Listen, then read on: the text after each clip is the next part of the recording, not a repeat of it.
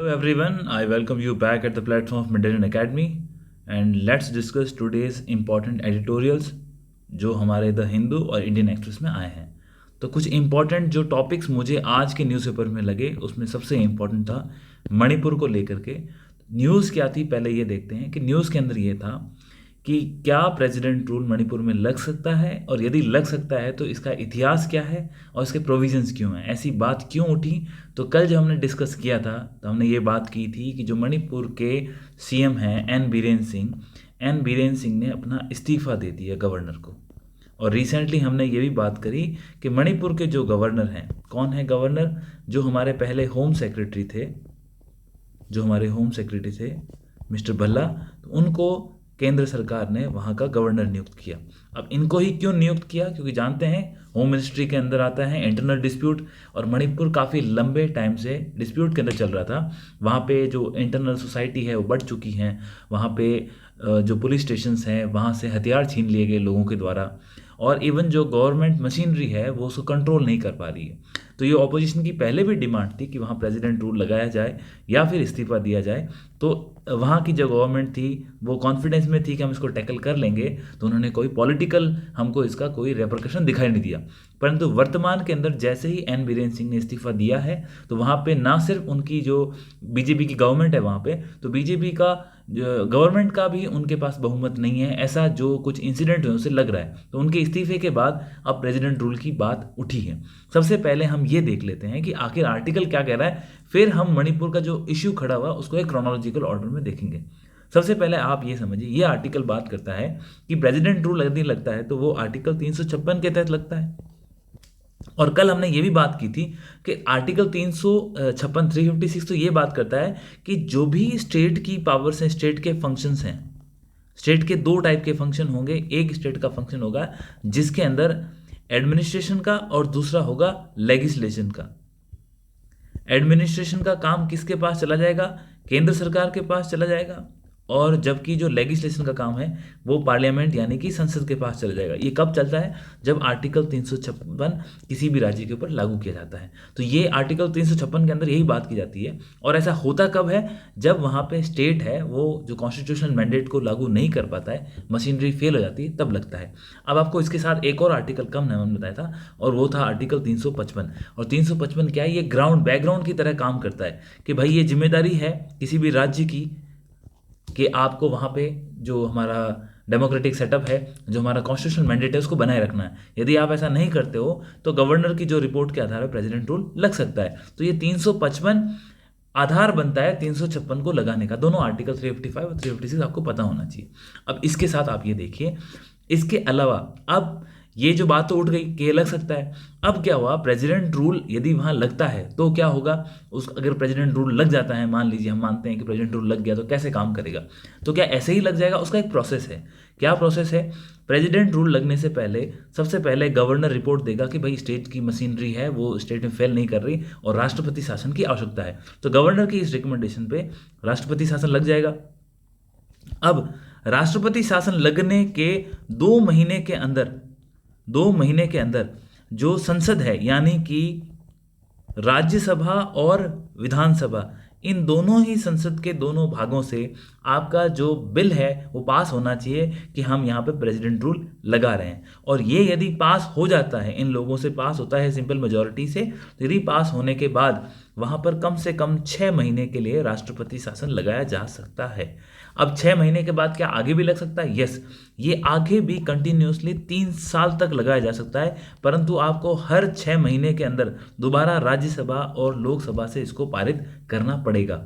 और ऐसे तो आप सोचो कि डेमोक्रेटिक प्रिंसिपल्स हैं वो ख़त्म हो जाएंगे। तो इसमें एक चीज़ आपको ध्यान रखना है कि यदि आप किसी भी प्रेसिडेंट रूल को 1 साल की अवधि से ज़्यादा लगाते हो, यदि आप किसी भी प्रेसिडेंट रूल को 1 साल की अवधि से ज़्यादा लगाते हो, तो उसके लिए आपको कंटेक्स्ट देखना पड़ेगा कि आखिर वहाँ प्रॉब्लम्स क्या है। जैसे हमें ये देखना होगा कि यदि हम वहाँ लगा रहे हैं तो क्या उसके लिए इलेक्शन कमीशन ऑफ इंडिया ने कोई बात कही है, या फिर वहाँ पे कोई इमरजेंसी लगी है। इमरजेंसी से तात्पर्य क्या है, इमरजेंसी आर्टिकल 352 के तहत, और जो अगर इलेक्शन कमीशन ऑफ इंडिया ने कोई बात की, तो इन दोनों कंडीशन में ही आप 1 साल से आगे आप प्रेसिडेंट रूल लगा सकते हो। मैक्सिमम कितना लग सकता है? 3 साल। लेकिन 1 साल से आगे अगर लगाना है तो या तो आपको देखना पड़ेगा कि राष्ट्रीय आपातकाल या नेशनल इमरजेंसी की कंडीशन आई है, या फिर इलेक्शन कमीशन ऑफ इंडिया ने बोला है कि हम वहाँ पर क्या नहीं करा सकते, चुनाव नहीं करा सकते। तो क्या ऐसा भारत में हुआ है कि 1 साल से ज़्यादा अवधि के लिए कहीं प्रेसिडेंट रूल लगा है? तो हाँ, ऐसा उदाहरण हमें कहाँ देखने को मिलेगा? तो आपको पंजाब और जम्मू एंड कश्मीर, इन दोनों ही, जम्मू एंड कश्मीर अभी यूनियन टेरिटरी, इससे पहले ये स्टेट था। जब स्टेट था तो ऐसा हमें उदाहरण देखे गए। तो क्यों लगा? इन दोनों के जो रीजंस थे, मेन रीजन यही था कि इनमें, पंजाब में तो आप जानते हैं कि जो सेपरेटिज्म की टेंडेंसीज वहाँ पे डेवलप हो गई थी, तो उस सेपरेटिज्म की टेंडेंसी के कारण ही हमने ये देखा कि पंजाब के अंदर राष्ट्रपति शासन लगाया गया।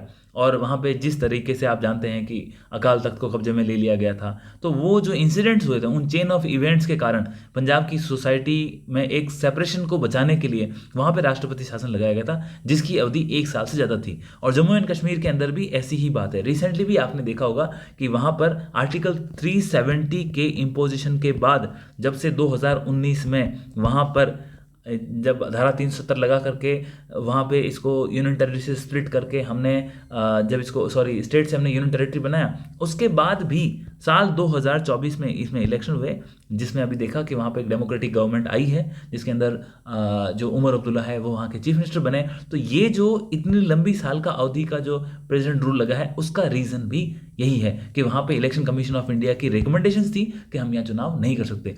तो ये आपको थोड़ा सा एक पॉलिटिकल कंटेक्स्ट बताया कि किस प्रकार से यदि राष्ट्रपति का रूल लगता है तो वो कैसे लग सकता है, कितने सीमा तक लग सकता है, क्या क्या प्रोविजन है। तो ये जो इंडियन एक्सप्रेस ने एक्सप्लेन किया है, हमने उसके कंटूर की बात करी है। इसके आपको ये भी समझना होगा कि अब इसमें यही मेंशन था कि मणिपुर में हाईएस्ट 10 टाइम्स।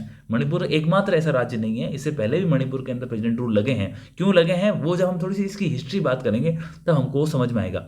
परंतु मणिपुर के अंदर इससे पहले भी प्रेसिडेंट रूल लगा है। कितनी बार लगा? लगभग 10 बार। और प्रेसिडेंट रूल के ऊपर एक इंपॉर्टेंट केस जो हमारा सुप्रीम कोर्ट का है, जो आप राष्ट्रपति शासन लगाते हो वो सब्जेक्ट टू जुडिशियल रिव्यू है, ये सुप्रीम कोर्ट ने अपने जजमेंट में कहा है। और ये कौन से जजमेंट में कहा था? तो SR Bommai case, very famous case था 1994 का, उस वक्त इसमें ये बात उठी थी। ठीक है, अब ये तो हमने बात कर ली। अब इस बात के साथ हम ये देखेंगे आखिर ये जो मुद्दा है, मुद्दा क्या है। मणिपुर के मुद्दे को थोड़ा सा आपको समझने की आवश्यकता है। देखिए, सबसे पहले आप ये समझिए कि आखिर मणिपुर है क्या। मणिपुर, पहली बात तो इंटरनेशनल बॉर्डर पे है। ये जो बॉर्डर है वो हमारी किसकी है? ये हमारी म्यांमार की बॉर्डर है। और मणिपुर के जस्ट ऊपर के अंदर कौन सा स्टेट आता है? तो वो आपका नागालैंड है। क्लियर है? अगर हम इंडिया का मैप बनाएं,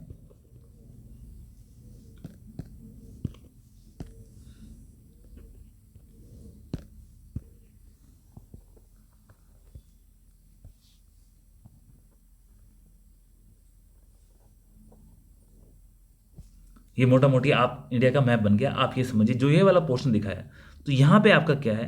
ये जो आपको दिख रहा है यहाँ आपका मणिपुर है। ये पोर्शन आपका मणिपुर हो गया। इसके ऊपर कौन सा स्टेट है? तो यहाँ आपका नागालैंड है। और इन दोनों के बॉर्डर कौन सी लगती है? तो यहाँ पे जो इंटरनेशनल बॉर्डर है हमारी, ये किसकी है? म्यांमार की है। अब यहाँ सिचुएशन समझिए। सबसे पहली बात तो मणिपुर के अंदर इशू है। हम जानते हैं कि मणिपुर काफ़ी डिस्टर्ब चल रहा है, मणिपुर के अंदर इश्यूज है। अब ये जो मणिपुर का इशू है, ये जो क्षेत्र है वो डिस्टर्ब है, तो हमारे लिए प्रॉब्लम्स क्या आ रही है? सबसे पहली बात तो एक, इंडिया के किसी भी स्टेट के अंदर ये इंटरनल इश्यू हो गया। इंटरनल इश्यू होने के साथ में यहाँ इंटरनेशनल बॉर्डर लगती है, तो इंटरनेशनल टेरिटरी लगने के कारण ये हमारे लिए एक इंटरनेशनल इश्यू भी हो गया। क्यों? आप जानते हैं कि म्यांमार के अंदर प्रेजेंटली वहाँ पे कोई डेमोक्रेटिक गवर्नमेंट नहीं है। वहाँ किसकी गवर्नमेंट है? जुंता की, यानी कि वहाँ पे मिलिट्री शासन है। जब मिलिट्री शासन है, और आप जानते हैं कि म्यांमार जो कि विश्व के 2 इंपॉर्टेंट जो ओपीएम ट्रेड्स के लिए जाने जाते हैं, जहाँ से जो ड्रग्स का बड़ा प्रोडक्शन होता है, उसमें से एक एरिया गोल्डन ट्रायंगल और गोल्डन क्रेसेंट। तो गोल्डन ट्रायंगल में म्यांमार भी आता है। तो यहाँ पे क्या होता है? जो इलीगल ट्रेड है वो भी होता है। और जो आप जानते हैं कि म्यांमार से निकल के जो इलीगल ट्रेड रूट बनता है, वो हमारा उसका रास्ता मणिपुर से होते हुए। तो मणिपुर में जो इंपॉर्टेंट कुछ शहर हैं वो इसके लिए फेमस हैं, जिसमें मोरेन है एक, ठीक है, जहाँ से ये रूट्स निकलते हैं। तो यहाँ भी एक बड़ी समस्या हो गई। दूसरा, ये जो क्या है, एथनिक ट्राइब्स यहाँ पे रहती है, एथनिक ट्राइब्स कौन सी? जो नागालैंड में रहने वाली नागास, उसके बाद आपका कुकी। अब कुकीज क्या थी? ओरिजिनली कुकीज ट्राइब म्यांमार में थी, लेकिन आपको पता होना चाहिए जो मणिपुर हमारा है, वो मणिपुर इनिशियली एक प्रिंसली स्टेट था।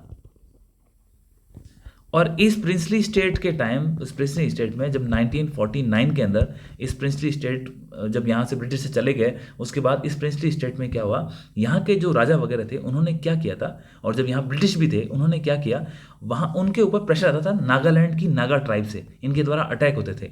और यदि आप इंटरनल देखेंगे डायग्राम, तो ये तो है बीच में तो इम्फाल वैली है, मणिपुर की कैपिटल भी इम्फाल है, और बीच वाला जो क्षेत्र है वो इम्फाल वैली है। और इस इम्फाल वैली के चारों तरफ का जो रीजन है, इस इम्फाल वैली के जो चारों तरफ का रीजन है, ये जो आपको रीजन दिख रहा है, ये कंप्लीटली कैसा रीजन है, ये एक हिली एरिया है। लगभग 16 डिस्ट्रिक्ट्स हैं आज की तारीख में, मणिपुर में 16 डिस्ट्रिक्ट हैं, जिसके अंदर सेंट्रल एरिया जो दिख रहा है वो इम्फाल वैली है। और अगर आप इम्फाल वैली को जोग्राफिकली देखेंगे तो ये मणिपुर का 10% है, और जबकि जो हिली रीजन है वो ऑलमोस्ट कितना है, 90% है। आप समझ रहे हैं? और अब आप इसके साथ देखो, इसके नॉर्थ में क्या है, नागास थे और नागा ट्राइब थी। तो ब्रिटिशर्स ने और प्रिंसली स्टेट्स के जो राजा थे उन्होंने क्या किया, ये तो वहाँ रहते थे इम्फाल वैली में, तो उन्होंने अपने आप को नागास से बचाने के लिए जो म्यांमार से दूसरी ट्राइब को लगा के यहाँ पे सेटल कर दिया। और वो ट्राइब्स कौन सी थी आपकी, वो जो हम ट्राइब बात कर रहे हैं वो ट्राइब्स आपकी है इन पहाड़ों में। उन्होंने कौन सी ट्राइब को सेटल कर दिया, यहाँ पे इन्होंने कुकीज़, जो कि ओरिजिनली कहाँ की थी, म्यांमार की, तो उनको ला करके इन्होंने यहाँ पे सेटल कर दिया। तो ये कुकीज़ जो यहाँ पे ऐसे आकर के उस टाइम इनिशियली सेटल हो गए। तो डोमेस्टिकली अगर देखा जाए, इतिहास में देखा जाए, तो मणिपुर के अंदर जो ट्राइब आज हमें दिखने को मिलती है, तो एक तो आपके मेती हैं, एक हैं कुकीज़ हैं, और तीसरी आपको मिलती है नागास। ये मेन है, इसके अलावा भी ट्राइब्स हैं, लेकिन ये मेन ट्राइब्स हैं। तो अब जो मेतीस हैं वो तो डोमेस्टिक थे, जो इम्फाल वैली में रहते थे, और जो कुकीज़ हैं इनको बाहर से लेके आया गया मणिपुर से, और जो नागालैंड थे वो नागास के थे।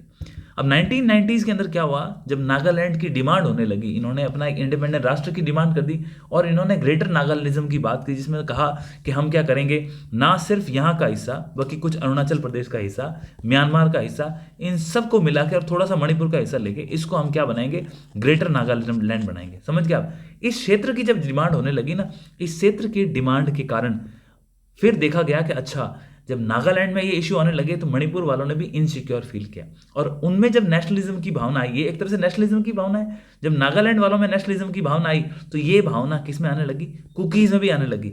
तो कुकीज़ ने भी डिमांड करना शुरू कर दिया। आए थे बाहर से थे, और उनको लाया गया था प्रोटेक्शन के लिए, एज ए बैरियर काम करे, ताकि क्या बफर स्टेट बन जाए, किसके बीच में, इम्फाल और नागालैंड के बीच में। लेकिन हुआ क्या, जैसे ही कुकीज़ बीच में आए, कुकीज़ के अंदर भी नागालैंड वालों को देख करके अपने लिए भी एक नेशनलिज्म की भावना आने लगी, और उन्होंने बोला कि हमें भी एक कुकी लैंड दो। पहला नागाज ने बोला, तो इन्होंने नागालैंड की बात करी, या ग्रेटर नागालिज्म की बात करी, और कुकीज़ ने कुकी लैंड की बात करी।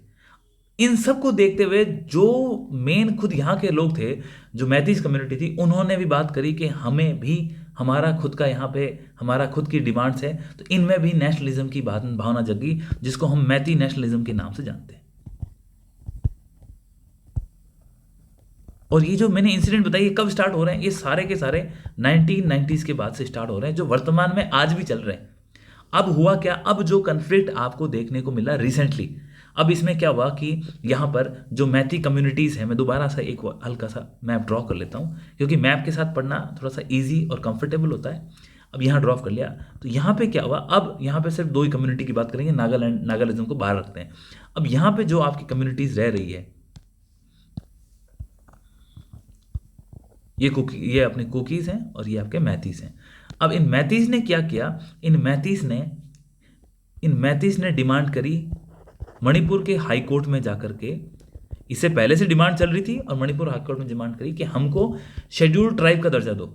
ऑलरेडी उनके पास शेड्यूल कास्ट का दर्जा है। अब चूंकि ये ट्राइबल रीजन्स में रहते थे, तो जब वहाँ पे जब प्रिंसली स्टेट था उस टाइम भी ये ट्राइब्स ही थी, तो उन्होंने बोला जब हम ट्राइब थे तो हमें ट्राइबल का दर्जा दो।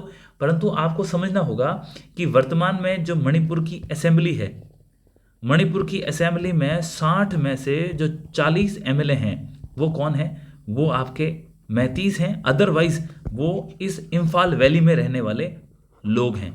इसका मतलब ये तो पॉलिटिकली डोमिनेंट क्लास है।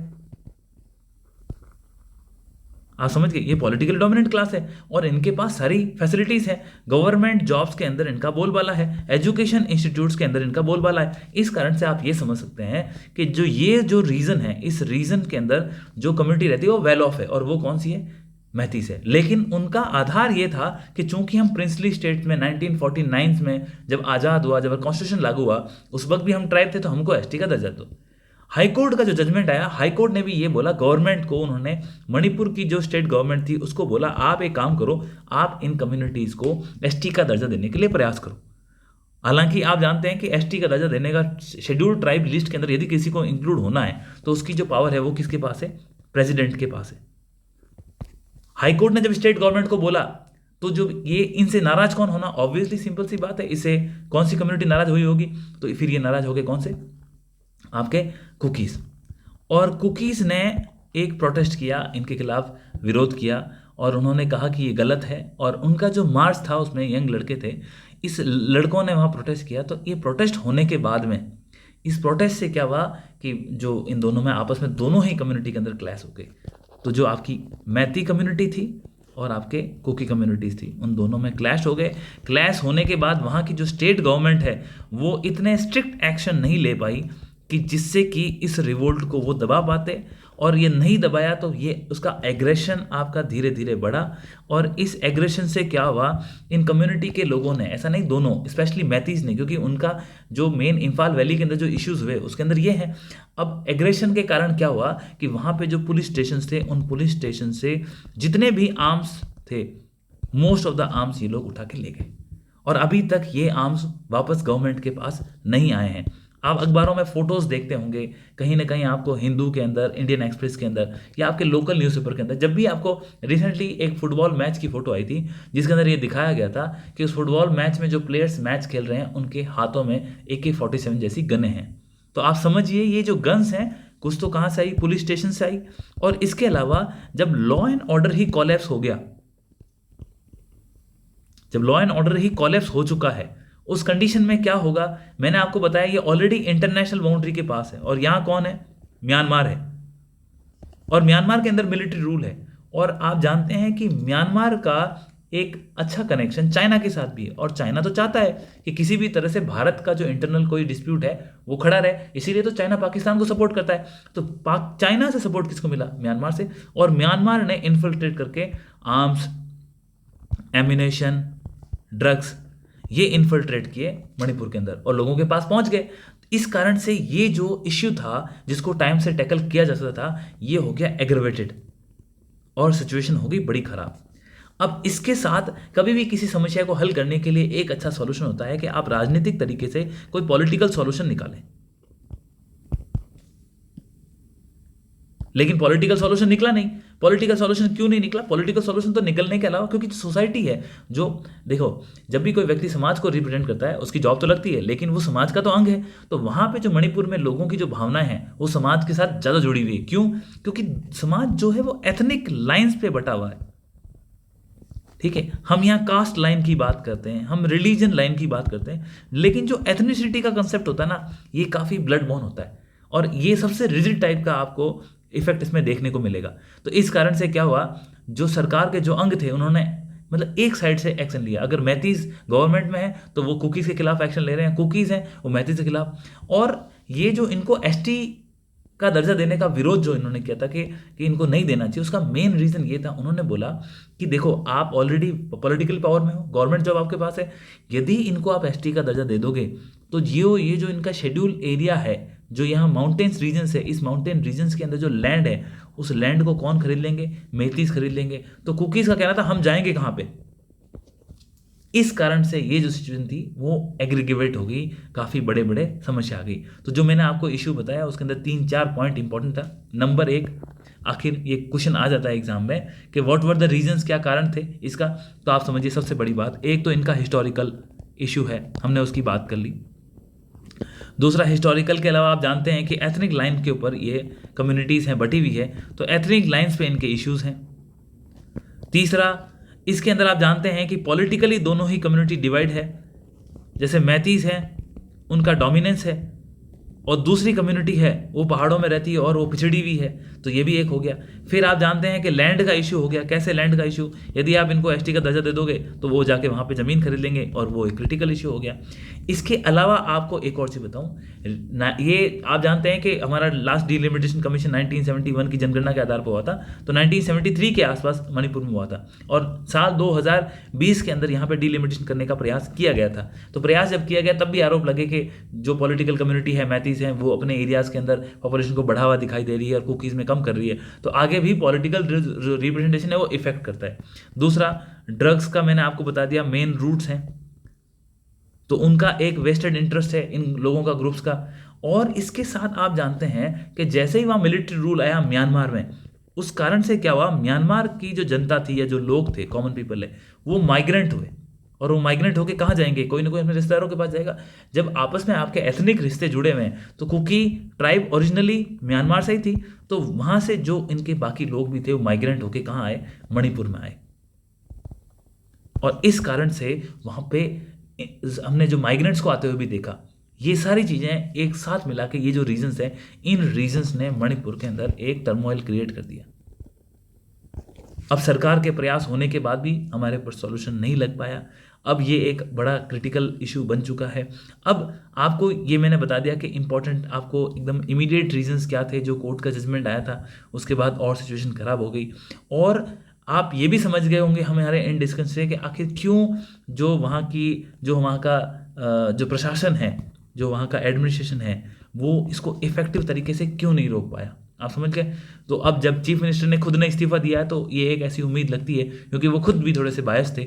अब उनके रिजिग्नेशन से ये लगता है कि शायद हमें कोई सॉल्यूशन दिख सकता है, और इसीलिए यहाँ पे द इंडियन एक्सप्रेस में ये बात भी उठी है कि आर्टिकल 356 लगने की संभावना भी है, परंतु सिर्फ हमें ये देखना होगा कि ये कितने दिनों में लगता है या कब लगता है, क्योंकि नया सीएम जो भी बनेगा उसके लिए भी काफ़ी चैलेंजिंग होगा। तो अब देखो वो तलवार कौन अपने गले पे लटकाता है, क्योंकि यहाँ पे अब इस वक्त पोस्ट लेना अपने पॉलिटिकल करियर को ख़त्म करने के लिए जैसा भी है, इसीलिए एन बीरेन सिंह ने भी अपना इस्तीफा दिया। तो ये काफ़ी चीज़ें हैं, डिफेंस फोर्सेज लगी हुई है, आर्मड फोर्सेज लगी है, तो ये सारी चीज़ें मिला करके हमें ये समझना होगा कि बहुत ही क्रिटिकल सिचुएशन है। तो ये एक आपको हिस्टोरिकल जब बैकग्राउंड पता होगा तो आप किसी न किसी सॉल्यूशन की बात भी कर सकते हैं। तो ये चर्चा हमारे लिए बहुत इंपॉर्टेंट थी जो फर्स्ट आर्टिकल था। आई होप आपको काफ़ी चीज़ें इसमें क्लियर हुआ होगा, काफ़ी कंटेक्स्ट मिला होगा। अब इसके बाद हम बात करते हैं हमारे नेक्स्ट इंपॉर्टेंट आर्टिकल पे, जो ये तो आपका कवर हो गया प्रेसिडेंट रूल वाला। अब नेक्स्ट आर्टिकल की तरफ चलते हैं। नेक्स्ट आर्टिकल है डोनाल्ड ट्रंप जो नई गवर्नमेंट लेके आए हैं, एग्जीक्यूटिव उनका सेकंड टर्म है, उसके बारे में। तो यहाँ पे जो बीसी हमारे राजमोहन हैं, सी राजमोहन इंडियन एक्सप्रेस के अंदर काफ़ी अच्छे आर्टिकल्स लिखते हैं, इनकी चर्चाएं एग्जाम्स में भी रिफ्लेक्ट होती है, तो हमारे लिए अच्छी अपॉर्चुनिटी हम इनको देखें, इसीलिए सी राजमोहन के इस आर्टिकल को हम डिस्कस करेंगे। अब हो क्या रहा है, हमारे जो प्राइम मिनिस्टर हैं नरेंद्र मोदी, हमारे prime minister mister Narendra Modi ji, उनकी विजिट है, वो ऑलरेडी फ्रांस में है। और फ्रांस में वो क्यों गए हैं? एआई के लिए समिट था, उस एआई के समिट में इनको को चेयर करने का ऑफर दिया गया फ्रांस की तरफ से, तो वहाँ गए। अब फ्रांस के बाद उनकी जो नेक्स्ट विजिट है वो यूएसए की है।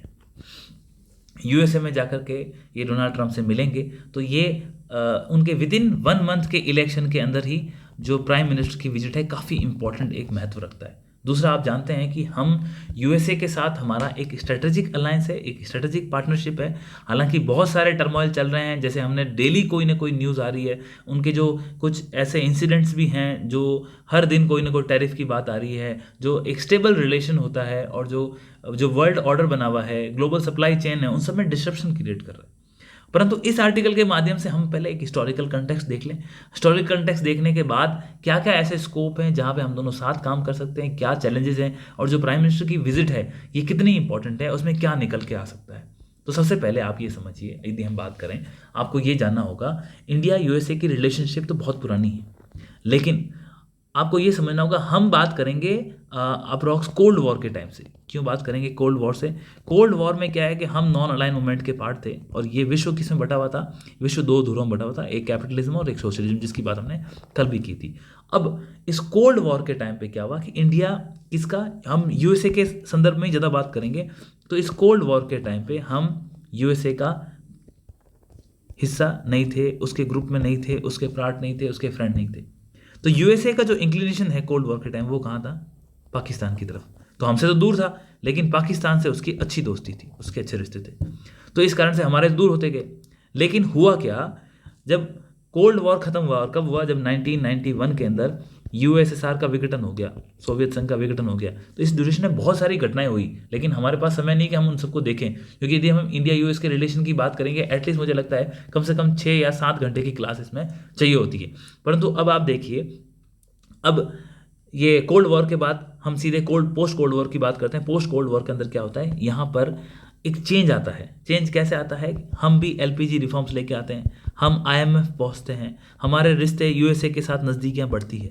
लेकिन बढ़ने के साथ क्या होता है कि जब 1998 के अंदर हमने जो न्यूक्लियर टेस्ट किया, पोखरण 2 किया, और हम सक्सेसफुल हुए, उस इंसिडेंट के बाद पे हमारे ऊपर सैंक्शंस लगे, जिस कारण से जो हमारी एनर्जी की डिमांड थी वो कम हो गई। न्यूक्लियर सप्लाई ग्रुप बनाया गया, और न्यूक्लियर सप्लाई ग्रुप के माध्यम से भारत के ऊपर रोक लगाई गई कि इसको किसी प्रकार से यूरेनियम वगैरह प्राप्त नहीं हो। ऐसी चीज़ें, बातें हमारे पता है, हमारे जहन में है, ये हमारे प्रिपरेशन का पार्ट है। अब इसके बाद सीधा मेन इंपॉर्टेंट 2005 आता है, जब हमारे प्राइम मिनिस्टर मनमोहन सिंह जी के द्वारा यूएसए के प्रेसिडेंट के साथ मिल करके जो ये न्यूक्लियर एग्रीमेंट किया गया, और यूएसए में वहाँ पे एक्ट पारित हुआ, और उसके तहत, इस एग्रीमेंट के तहत इंडिया और यूएसए की सिविल न्यूक्लियर डील हुई। यानी कि जो हम पीसफुल यूज़ करेंगे, उस पीसफुल यूज़ में एक इंपॉर्टेंट रोल यूएसए हमारी हेल्प करेगा। यूएसए हेल्प करेगा मतलब वो दुनिया से कुछ ना कुछ हमें दिलवाएगा। ये तो हो गई एक बात। और इसके बाद आप जानते हैं कि जो कुछ डिफेंस के क्षेत्र में भी हमने यूएसए के साथ कुछ इंपॉर्टेंट एग्रीमेंट किए थे, यदि आपको पता हो तो, जिसमें JCOMIA है, जिसके अंदर general security of military information agreement हो गया। फिर आपका लेमोआ था, logistic exchange memorandum of agreement था, और उसके बाद हमने कॉमकासा भी साइन किया था, communication compatibility and security agreement, ये 2018 के अंदर हमने साइन किया था। और इसके अलावा जो बेका रिसेंटली हमने साइन किया था, तो बेका में क्या था? Basic exchange and cooperation agreement. ये इंपॉर्टेंट बेसिक कुछ फाउंडेशन एग्रीमेंट थे। ये हमारे एग्रीमेंट साइन होने के बाद ही इंडिया और जो यूएसए है, इंडिया और यूएसए है, 1 सेकेंड, इंडिया और जो यूएसए है, और इन दोनों के बीच में क्या हुआ, ये सब होने के बाद हम एक स्ट्रेटेजिक पार्टनरशिप के लेवल तक पहुंचे। डन, क्लियर है? अब ये सारी चीज़ें होने के बाद में हमारा डिफेंस कॉपरेशन आपस में बढ़ने लगा। अब आप कैसे कह सकते हो कि डिफेंस कॉपरेशन बढ़ने लगा? तो डिफेंस कॉपरेशन के एग्जांपल्स आपको रिसेंटली जो भी हमारी डील्स हो रही है, जिसके अंदर सबसे इंपॉर्टेंट आपको MQ-9B ये ड्रोन्स आपको देखने को मिलेंगे, जो कि इंडियन एयरफोर्स और इंडियन नेवी, इन दोनों के लिए है। इसके अलावा यदि आप रिसेंट थोड़ा सा पीछे जाओगे तो C-130J हरक्यूलस है, C-17 ग्लोब मास्टर है। इसके अलावा भी आप देखो, हमने जो अपाचे अटैक हेलीकॉप्टर्स हैं वो उनसे प्रोक्यूर किए। इसके अलावा जो क्वाड के अंदर हम एक साथ काम कर रहे हैं, जिसके अंदर जापान भी है, ऑस्ट्रेलिया भी है, मलाबार एक्सरसाइज के अंदर काम कर रहे हैं। ये चीज़ें दिखाती है, मिलिट्री एक्सरसाइज हैं, तो इनमें जिस प्रकार से अभूतपूर्व प्रगति हुई है वो दिखाता है कि डिफेंस के अंदर हमारा कॉपरेशन है, दोनों ही राष्ट्रों के अंदर बढ़ा है। डिफेंस के अंदर होने के अलावा और कौन से क्षेत्र हैं? एक डिफेंस हो गया, फिर मैंने आपको बताया अभी जैसे रिसेंटली न्यूक्लियर, और न्यूक्लियर की बात अभी दोबारा क्यों उठने लगी है, क्योंकि रिसेंटली हमने बोला कि जो हमारे civil liability and nuclear damage act है, civil liability and nuclear damage act है, जो 2010 के अंदर हमने पारित किया था, उसके अंदर भी हमने बदलाव की बात करी, क्योंकि इसका विरोध किया था यूएसए ने। क्यों विरोध किया था? इसमें क्या है, लाइबिलिटी लगने लग गई थी किस उन कंपनियों के ऊपर जो कंपनियां हमारे यहाँ पे न्यूक्लियर प्लांट लगाएगी और इनमें यदि कोई हादसा होता है तो उनकी जिम्मेदारी रहेगी। जबकि यूरोप की कंपनियां कहती थी कि देखो, एक बार अगर हमने बना के दे दिया तो ये जो चलाने वाले हैं, ऑपरेटर हैं, उसकी जिम्मेदारी है कि वो कैसे चला रहे हैं, हमारी जिम्मेदारी नहीं है। लेकिन जैसे हमने फुकुशिमा का हादसा देखा और हमारा जो भोपाल गैस त्रासदी हुआ था, यूनियन कार्बाइड का केस हुआ, तो भारत ने तय किया कि नहीं, हम तो इसको एक्ट को लेके आएंगे। और इसके कारण, तो इस कारण से क्या, न्यूक्लियर एनर्जी वाला जो सेगमेंट है वो काफ़ी लूज हो गया। क्योंकि इस बार बजट के अंदर जो हमारे फाइनेंस मिनिस्टर है निर्मला सीतारमन जी ने जिस प्रकार से बातें करी है कि हम 100 गीगावाट तक की न्यूक्लियर एनर्जी का प्लान बना रहे हैं 2032 तक, और जिसके अंदर उन्होंने बोला कि 5 स्मॉल मॉड्यूलर रिएक्टर एस्टेब्लिश करेंगे। परंतु आपको ये समझना होगा कि खाली स्मॉल मॉड्यूलर रिएक्टर से आप 100 गीगावाट की एनर्जी हासिल नहीं कर सकते। तो बेसिकली ये इंडिकेशन है कि हम आखिर में कहीं ना कहीं न्यूक्लियर एनर्जी एनर्जी के लिए दोबारा इस लॉ में अमेंडमेंट करके, civil liability nuclear damage act में लॉ में अमेंडमेंट करके हम दोबारा से न्यूक्लियर एनर्जी की तरफ बढ़ने का प्रयास भी कर रहे हैं। क्योंकि आपको ये भी समझना होगा कि जो क्लाइमेट चेंज के लिए हमारी कमिटमेंट है वो तो हम पूरी कर रहे हैं, परंतु जो यूएसए जैसे राष्ट्र हैं वो क्लाइमेट चेंज से बाहर भी निकल रहे हैं। तो आखिर हम हमारी लोगों की आकांक्षाओं को पूरा भी नहीं कर पा रहे और हम कमिटमेंट करते ही जा रहे हैं। तो इस कारण से मुझे ऐसा लगता है कि न्यूक्लियर एनर्जी के लिए भारत के जो संस्थागत प्रयास हमको दिखाई दे रहे हैं, तो इसकी बात इस बार होने की पूरी संभावना है। तो डिफेंस हो गया, न्यूक्लियर हो गया। अब इसके अलावा टेक्नोलॉजी के क्षेत्र के अंदर हमने हमारा कॉपरेशन बढ़ाया है। बट टेक्नोलॉजी के क्षेत्र में प्रॉब्लम क्या है, भारत ये चाहता है कि आप हमें टेक्नोलॉजी ट्रांसफ़र करो, जबकि यूएसए ये चाहता है कि आप तो बस हमसे प्रोडक्ट खरीद लो। तो ये थोड़ा सा एक ग्रे एरिया है। लेकिन जब दो बड़े राष्ट्रों के मध्य में बहुत सारे एग्रीमेंट होते हैं तो उनके अंदर क्या होता है ना, उनके अंदर कॉपरेशन होने के चांसेस ज़्यादा होते हैं। तो ये एक तीसरा क्षेत्र है, टेक्नोलॉजी का क्षेत्र है। टेक्नोलॉजी के अलावा आप जानते हैं कि हमारा बायलैटरल ट्रेड है, जो इकोनॉमिक रिलेशन है वो काफ़ी अच्छे हैं, क्योंकि हमारा जो ट्रेड है वो ऑलमोस्ट 100 बिलियन यूएस डॉलर से ज़्यादा का है। 100 बिलियन यूएस डॉलर से ज़्यादा का है जो एक्सपोर्ट और इंपोर्ट। और इसमें सबसे इंपॉर्टेंट चीज़ क्या है कि जो इंडिया है वो ट्रेड सरप्लस है, इंडिया ट्रेड सरप्लस है। और इसके अलावा एक चीज़ आपको मैं और बता दूं, इंडिया ट्रेड सरप्लस होने के अलावा हम यूरोप के अंदर आप जानते हैं कि सेल गैस निकलने के बाद हाइड्रोकार्बन्स के अंदर, हाइड्रोकार्बन्स यानी कि जो फॉसिल फ्यूल्स हैं, हाइड्रोकार्बन्स जो फॉसिल फ्यूल्स हैं, यहाँ फॉसिल फ्यूल से मतलब कि क्रूड ऑयल, वो आज भी हम उनसे प्रोक्यूर करते हैं। और क्रूड ऑयल के अलावा जो आपका गैस है, ये दोनों में हमारा अच्छा खासा ट्रेड होता है और उसको हम आगे और बढ़ा सकते हैं। ये एक हो गया। फिर क्लाइमेट के अंदर तो आपको पता है थोड़ी सी मुश्किल चल रही है। यूएसए के जो अभी इनका जो ट्रम्प का सेकंड 2.0 इनका जो अभी रूल आया है, वहाँ पे थोड़ी सी वो इसमें सपोर्ट में होते हुए नहीं दिख रहे हैं। तो वो एक अलग एरिया है जहाँ हमारा कॉपरेशन नहीं है। और टेक्नोलॉजी के संदर्भ में जो मैंने ICET जो क्रिटिकल एंड एमर्जिंग टेक्नोलॉजी है उसके क्षेत्र में भारत और यूएसए एक साथ काम करेंगे। ये हमारा एक इंपॉर्टेंट एग्रीमेंट है। तो ये हमने 4-5 कंटूर बताए, जो कंटूर आप एग्जाम में अगर रिलेशन आते हैं तो उसको आप मेंशन भी कर सकते हैं, ठीक है। इस संदर्भ में विजिट हो रही है कहाँ पे, यूएसए के अंदर। तो ये आर्टिकल इन सारी चीज़ों को दिखाता है और ये आर्टिकल के अंदर और कुछ बोला गया तो वो भी हम देख लेते हैं, अगर कोई ऐसा मिसिंग पॉइंट जो हमसे रह गया। तो ये जो आर्टिकल था जो मिस्टर सी राजमोहन ने लिखा था वो इन चीज़ों को बताता है। अब यहाँ पे 2-3 पॉइंट और थे जो मैं अभी बताता हूँ आपको, हमने बाकी तो बात कर ली। ये बोलता है कि आखिर इंडिया और यूएसए को रिलेशन क्लोज लाना क्यों पड़ेगा। ये ना सिर्फ इंडिया की ज़रूरत है बल्कि यूएसए को भी ज़रूरत है। और क्यों ज़रूरत है आप देखिए, ये यहाँ पे आर्टिकल ये कहता है कि नंबर फर्स्ट जो चाइना है, चाइना खुद अपना मिलिट्री के अंदर एक्सपेंडिचर है वो बढ़ा रहा है। और जब मिलिट्री के अंदर उसका एक्सपेंडिचर बढ़ेगा तो इस एक्सपेंडिचर का असर यूएसए के ऊपर भी पड़ेगा। तो यूएसए चाहता है कि कहीं ना कहीं चाइना के अगेंस्ट में हम इंडिया को सपोर्ट करें। दूसरा, इन्होंने ये कहा कि एआई के क्षेत्र में, जैसे आप जानते हैं अभी डीप सीक जो एक आर्टिफिशियल इंटेलिजेंस का मॉडल जो चाइना ने लॉन्च किया है, वो यूएसए की बड़ी बड़ी कंपनियों को चैलेंज कर रहा है, यूएसए की हेजमनी को चैलेंज कर रहा है। तो इस एआई के क्षेत्र में भी यदि भारत के साथ कोलैबोरेशन करके काम किया जाए तो क्या पता, क्योंकि आप जानते हैं भारत के अंदर जो टैलेंट है उसकी कोई सीमा नहीं है। पहली बात तो हम डेमोग्राफिक डिविडेंड में यंग पॉपुलेशन हमारे पास ज़्यादा है। उससे भी इंपॉर्टेंट है कि हमारा सबसे इंपॉर्टेंट जो ग्रोथ का सेक्टर है वो क्या है, सर्विसेज है। और सर्विसेज में क्यों है, क्योंकि आईटी सेक्टर के अंदर हमारा बोलबाला है। अगर आप कंपैरिजन करो आईटी सेक्टर का तो साल 1990 के आसपास हमारे यहाँ पे केवल 7 से 8 हज़ार लोग थे जो इस सेक्टर में एम्प्लॉय थे।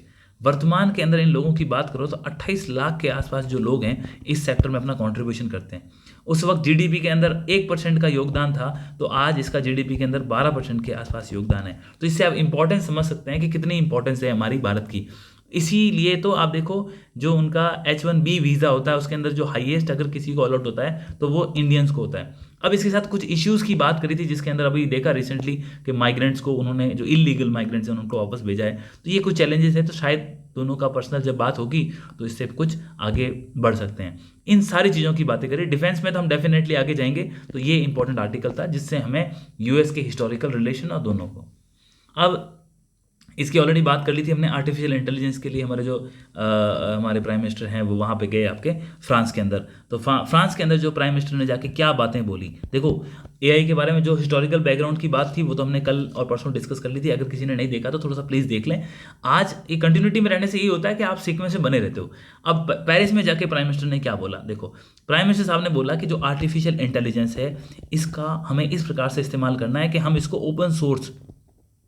ओपन सोर्स सिस्टम के रूप में रख दें। उनका कहने का मतलब क्या है, हम सब आपस में मिलते हैं, मिल के काम करते हैं और हम डेवलप करते हैं एआई को, लेकिन एआई को डेवलप करने के बाद क्या करो, इसको ओपन सोर्स की तरह रख दो। किसी को अधिकार नहीं होना चाहिए, किसी का पेटेंट नहीं होना चाहिए, ताकि सभी इसका इस्तेमाल कर सकें। बोला क्यों? बोला ग्लोबल साउथ को इसकी ज़रूरत है। ये बात हमने कल भी करी थी और हमने कल कहा था कि उन्होंने ये कहा था कि ग्लोबल साउथ के अंदर 3 सेक्टर की उन्होंने बात करी, एक एजुकेशन, एक हेल्थ, एक एग्रीकल्चर। तो इंडिया यही मानता है कि इन तीनों सेक्टर में कंट्रीब्यूशन करके भाई आखिर हम ये तीन ही तो मेन सेक्टर है। हम भारत के पास पोटेंशियल क्या है, आज ग्लोबलाइजेशन श्रिंक हो रही है, भारत अपनी इकोनॉमी को जीडीपी को कैसे बढ़ाए रखता है, तो उसके लिए भारत को एग्रीकल्चर पे ध्यान देने की ज़रूरत है। इसीलिए बोल रहा है कि एआई का यूज़ करेंगे, लेकिन कहाँ करेंगे, एग्रीकल्चर में, एजुकेशन में, हेल्थ में। भाई लोगों की आकांक्षाएं, बेसिक चीज़ें भी तो पूरी होनी चाहिए, ये बात उठी। तो आपको ये समझना होगा कि ये बात प्राइम मिनिस्टर ने खुद वहाँ पे रखी है। उन्होंने ये भी कहा इसके लिए हमको ग्लोबल पार्टनरशिप की ज़रूरत है। उन्होंने कहा हमको इंक्लूसिव डेवलपमेंट करना चाहिए जिसके अंदर ग्लोबल साउथ को साथ में लो। और उनका ये भी कहना था इस टेक्नोलॉजी को ओपन करने का मतलब क्या है, डेमोक्रेटिक टेक्नोलॉजी बनाओ, ठीक है। और वो क्या उन्होंने ये बोला कि जो एआई है ये ऑलरेडी हमारे आने वाले समय को बदल रही है। और उनके इंग्लिश में अगर वर्ड देखें तो AI is already reshaping our policy, our economy, our security and even our society. So AI is writing the code for humanity in the century. उनका ये इतनी बड़ी बात कह दी कि एआई एक ऐसी टेक्नोलॉजी है जो मानवता के लिए आने वाली शताब्दियों के नियम तय करेगी। तो आप समझ सकते हैं कि इसको कंट्रोल करना कितना ज़रूरी है। और उन्होंने एक जॉब्स को लेकर की बात बोला था। उन्होंने कहा था कि ऐसा कभी नहीं हुआ कि कोई भी नई टेक्नोलॉजी आई हो और उसने जॉब्स को ले लिया हो। हाँ, ये होता है कि जॉब्स जाती है, परंतु जॉब का नेचर बदलता है, यानी कि उसका ट्रांसफॉर्मेशन होता है, एक प्रकार से दूसरी प्रकार की हो जाएगी। एक जहाँ काम कर रहे थे मशीन काम करेगी, लेकिन मशीन को काम करने के लिए भी आदमी चाहिए, यानी कि आपका लेवल बढ़ जाएगा। तो उन्होंने ये बात करी कि यस, ऐसा दुनिया मानती है कि जॉब का लॉस होगा, परंतु एआई के आने से उसको चलाने के लिए भी तो इंसान चाहिए और उसके लिए आपको हाई स्किल चाहिए। तो वो हाई स्किल, लेकिन इंडिया के संदर्भ में ये है कि हमारी जो पॉपुलेशन है उसके बहुत ज़्यादा लोग हाई स्किल्ड के नहीं हैं। तो नीचे वाली जो पॉपुलेशन है उसका स्किलिंग का काम करने का भी हमें ज़रूरत है। तो यदि हम एआई के क्षेत्र में यदि आगे बढ़ेंगे तो आप देखना गवर्नमेंट की जो पॉलिसीज़ होगी वो स्किल इंडिया जैसे प्रोग्राम को दोबारा रिन्यू करने पर फोकस करेंगे, ताकि क्या है, जो अर्बन सेक्टर्स के अंदर पॉवर्टी वगैरह कंसेप्ट दूर हो जाएं, जॉब लॉस जैसी समस्याओं से दूर चलें। तो ये आर्टिफिशियल इंटेलिजेंस को लेकर के कुछ इंपॉर्टेंट बातें थी। लास्ट के अंदर जानते हैं आप एरो स्पेस का, एरो इंडिया का शो चल रहा है यलंका के अंदर। यलंका जो हमारा यलंका एयरफोर्स का स्टेशन है ये बेंगलोर में है और यहाँ पे दुनिया के अलग अलग कोनों से 5th जनरेशन के एयरक्राफ्ट भी आ रखे हैं। तो ये जो आप देख रहे हैं ये Su-57 है रशिया का, और रशिया ने ऑफर किया है इंडिया को ये। हालांकि पहले भी रशिया ने ऑफर किया था जॉइंटली डेवलपमेंट करने के लिए, लेकिन किसी कारण से इंडिया इससे बाहर आ गया। अब रशिया क्या कह रहा है, स्टिल हम इंडिया को बोलते हैं हम इसको इंडिया में डोमेस्टिकली इसको प्रोड्यूस कर सकते हैं। और जो आप एमका बना रहे हो, एमका कौन सा था, हमारा जो advance medium combat aircraft, M का, यस, ये हम जो खुद अपना 5th जनरेशन का एयरक्राफ्ट बना रहे हैं। तो बोला इसके लिए अगर आपको इंजन चाहिए, बाकी पार्ट्स चाहिए, तो उसमें भी हम कोलैबोरेशन कर सकते हैं, ठीक है। ये बात उन्होंने बोली है रशिया की, जो उसकी जो इसके एक्सपर्ट थे जो रशिया से आए थे उन लोगों ने ये एरो एक्सपो के अंदर बात बोली है। तो ये जो चीज़ें हमने काफ़ी अच्छे आर्टिकल्स डिस्कस कर लिए। I think this was the last article. तो हमने आज क्या पढ़ा, हमने आज फर्स्ट मणिपुर के इश्यू को डिटेल में देखा। इसके बाद हमने प्रेसिडेंट रूल के कंसेप्ट को भी समझा, इंडो यूएस रिलेशन, उसके अंदर कौन सी नई संभावनाएं हैं और क्या चैलेंजेस हैं ये देखा। और एरो एक्सपो वाली बात तो न्यूज़ इन ट्रांजिशन थी, और एक आर्टिफिशियल इंटेलिजेंस को लेकर के जो ग्लोबल गवर्नेंस की बात चल रही है और इसके साथ किस प्रकार से ये भविष्य के लिए आवश्यक है,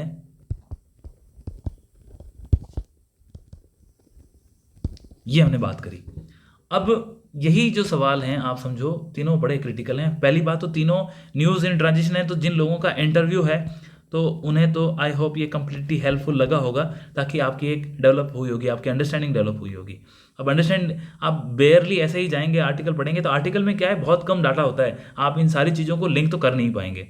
ठीक है, अगर आप इसके बाद अगर आप जाते हैं पढ़ते हैं तो बहुत अच्छी बात है। ठीक है, हिंदू की लैंग्वेज थोड़ी सी टफ होती है, तो थोड़ा सा अंडरस्टैंडिंग के लिए प्रॉब्लम हो सकता है, परंतु शब्दों में जब बात करिए आई होप आपको काफ़ी क्लियर थॉट्स मिले होंगे। अगर आपको चीज़ें सही लगी है तो आई रिक्वेस्ट कि थोड़ा सा लाइक और उसमें कमेंट्स में कुछ ना कुछ रिव्यू दें, ताकि मुझे भी मालूम चले कि यस कि और कहाँ इंप्रूव करना चाहिए, या फिर आप लोगों को कैसा रेस्पॉन्स है, तो इन चीज़ों से मालूम चलता है। बाकी जो क्वेश्चंस दिए थे उनके आंसर्स आप अगेन जैसे डाल रहे हैं वैसे आप पोस्ट करते रहिए, तो हम उसको देखते रहेंगे। और मेंस वालों के लिए इसमें आप देखिए, ये तो आपका इंटरनेशनल रिलेशन के लिए कोई डाउट नहीं है, इंपॉर्टेंट है। ये टेक्नोलॉजी वाले आपके पोर्शन के लिए बहुत ज़रूरी है। और मणिपुर का इशू है जो सिक्योरिटी वाला इशू है, और जो पॉलिटी के अंदर भी इससे कोई ना कोई सवाल उठ के आ सकता है। So that's all for today. Thank you so much. We will meet again tomorrow at the same time. जय हिंद।